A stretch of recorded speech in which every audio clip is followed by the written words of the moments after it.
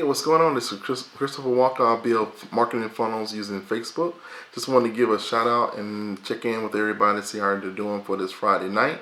I'm up actually building marketing funnels. So one of the things that has been introduced recently, Facebook has rolled out to Instagram a way to do lead ads for your marketing campaigns. If you've ever used lead ads before in Facebook, it's a good way to be able to capture leads without the lead having to leave Facebook, which speeds up the process and you don't have to worry about loading a new page.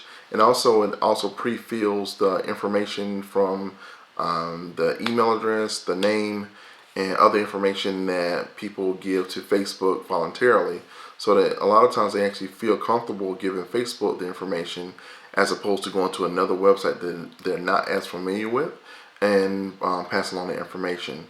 So make sure you check it out. I wrote a blog post about it a couple of days ago.